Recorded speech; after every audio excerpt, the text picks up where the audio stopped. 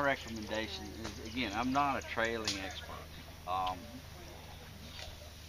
I would teach you some hybrid thing anyhow. If you want to do this, I would go to Tim and say, Tim, how much? I want you to take my dog as far as we can go. Okay. And because once you get in a system, you need to stay in a system.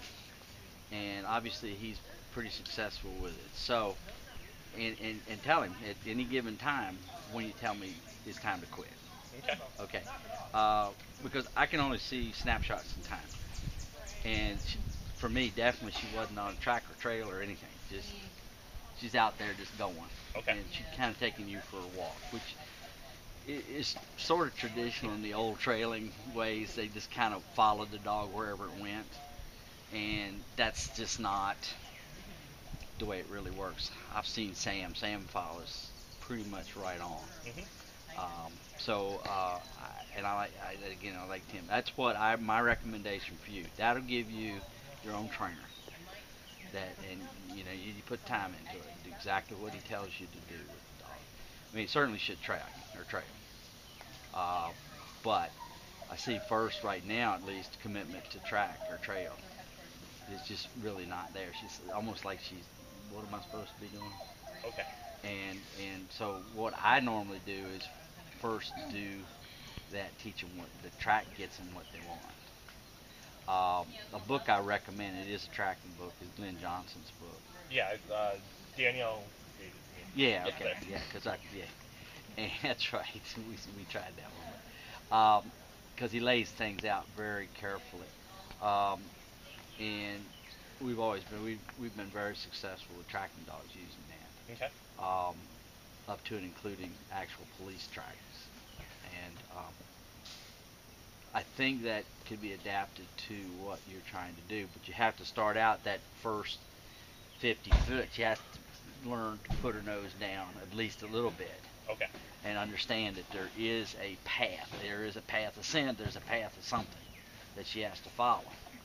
Um, when I trained my bloodhound, I trained her that way, but allowed her. The only really thing I allowed her to do was to cut corners if the wind was blowing.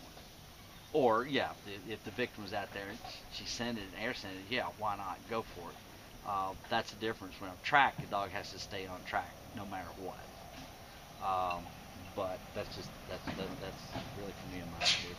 But I'd call Tim, Okay. say Tim, All right. here's what I want to do, and he's one of the better ones. There's a lot out there I wouldn't recommend, but Tim I recommend for sure, and let it go at that. And you probably start from day one, day zero. Okay.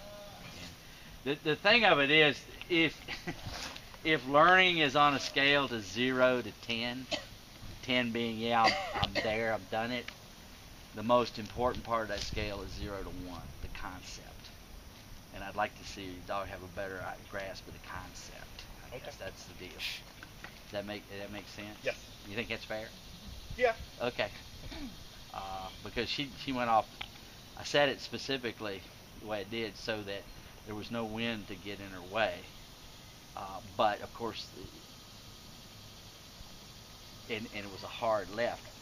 Could have been forward, it could have been right, but I said a hard left just to see what she'd do, and she went off sort of on her own. Yeah. And there was no place you could construe that there was sand.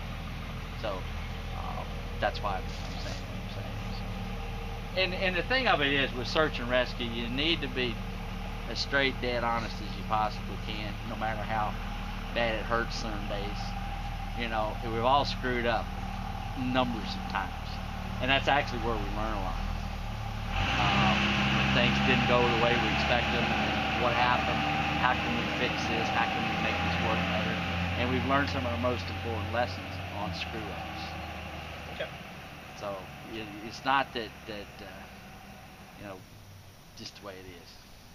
Dog doesn't work one day, figure it out, and don't make excuses. Just it didn't work, and figure out why. Any other comments on the trailer?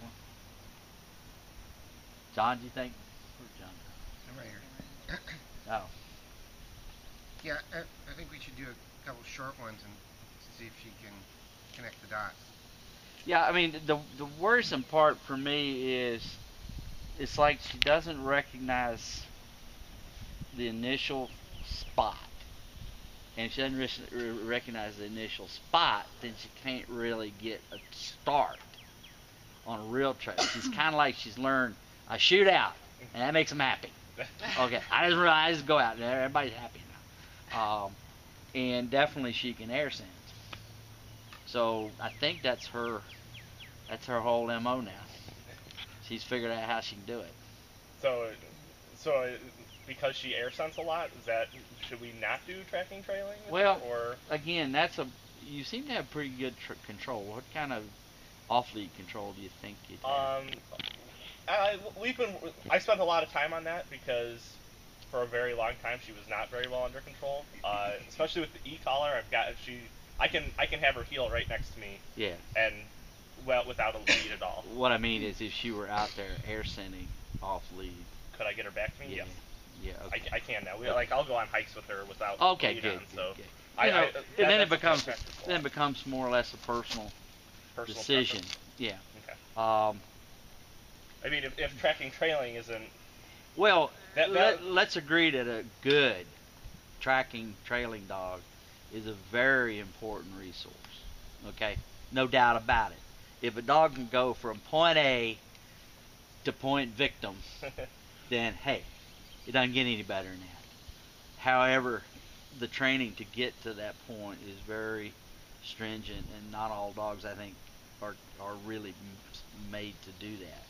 My wife and I, for 2 years, volunteered with the Davis, California Police Department for tracking and evidence.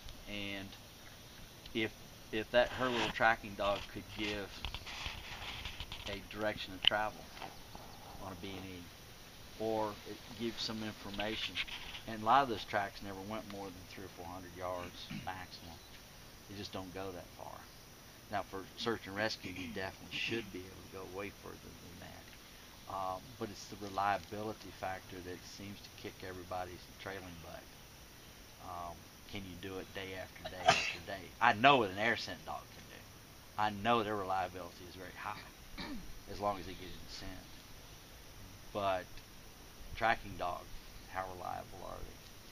And again, there's a book by Jeff Shetler out there. He's stirring up some stuff about it. He's saying 12 to 24 hours is about the max. You can get a reliable dog, and I'm talking about a dog that really wants to do it bad, isn't distracted, stays faithful to the scent, that sort of thing. I remember following a bloodhound through the mountains in Virginia for about 2 miles, and everything seemed to be doing pretty good until a deer jumped up, and then the hound lost its mind. What little it had, it lost it, and the trail, that was it. He was done. Now, it happened to be a trail of the guy that we're looking for, but the wrong trail. If that makes sense, because it was a trail that the guy did his daily walk on. The guy had actually walked out of his basement over to a culvert, blown his brains out. The right trail was less than 100 feet. So the hound was pretty good. But that distraction, that deer thing got him. That was done. So you gotta make your own decisions on that sort of thing. What it is you want to do. Okay. So if trailing's what you really want to do, or you want to give it your best shot ever. So part of the reason we did it was because she was really, I didn't know how to train her at all, and so we didn't have come, right? So we couldn't get her. She could find the person, but we could never get her back. Sure. She was highly distractible. Highly distractible, and so the lead helped out a lot with that. I don't know if older. Well, and a hound, I would say, let's go with the trailing. It makes it's a righteous decision. Okay. And all I'm saying is to you, if you want to really give it the best shot you can possibly give it, I go Tim. Okay. And say, Tim, here's what we want to do. If at any time you think I can't do it with this dog, tell me. Okay. And then you got to make another choice. We know she can air scent. So then it becomes, well, can I get her back? Which you probably can with the e-collar. With the e-collar, I can get her back even without the e-collar. Yeah. She's very treat motivated, so Yeah. I can